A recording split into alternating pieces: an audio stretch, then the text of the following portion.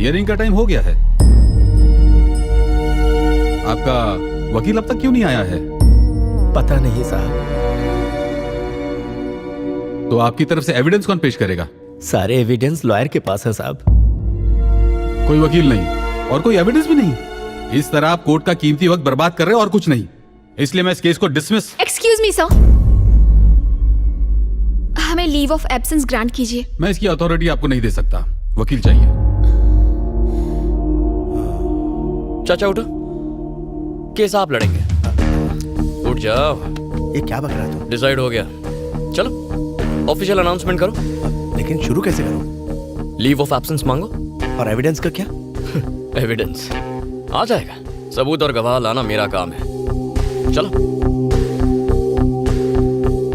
Your honour, मेरा नाम श्रीपति है।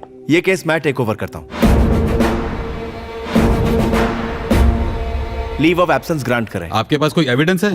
किस बिना पे लड़ेंगे आप? इनको केस लड़ने दो, इनको केस लड़ने दो, इनको केस लड़ने दो। वीरेंद्र को फांसी दो, वीरेंद्र बलात्कारी है, वीरेंद्र को फांसी दो। साइलेंस।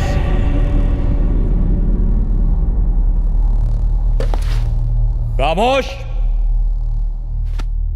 Objection your honour. किसी भी केस में क्या चाहिए? सबूत और गवाह चाहिए। न्याय मिलेगा, मगर कब? जब गुनाह साबित हो। लेकिन अखबार में हेडलाइन छपने से या किसी न्यूज चैनल के कहने से या लोगों के आवाज उठाने से या किसी एक एमएलए के सपोर्ट से केस का फैसला नहीं होता। जज साहब, जज साहब, रात को अगर रेप हो तो अगली सुबह लड़की 6 महीने की प्रेग्नेंट नहीं होगी, ये आप भी जानते हैं।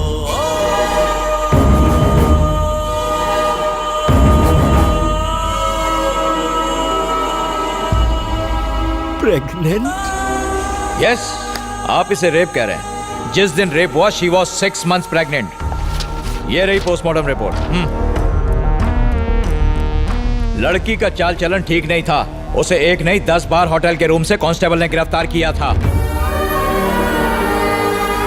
आइए सर, ये बात बिल्कुल सच है सर। हमने उसे 10 बार अरेस्ट किया, लेकिन उसने हमसे रिक्वेस्ट की कि हम उसके माँ बाप को ना बताएं, इसलिए एक ही बार कंप्लेंट लिखी। सर नहीं सर, प्लीज ऐसा मत कीजिए सर। मेरी बेटी थी वो, उस पर ऐसे घिनौने इल्जाम मत लगाइए। आपसे भीख मांगता हूँ, बहुत अच्छी थी मेरी बेटी। हम ये केस वापस ले लेंगे। कोर्ट तुम्हारे कहने से नहीं चलता। आपने देखा जज साहब, जब राज खुलने लगा तो मगरमच्छ के आंसू बहाने लगे। इन्हें फंसाने के पीछे इनका एक खास मोटिव था।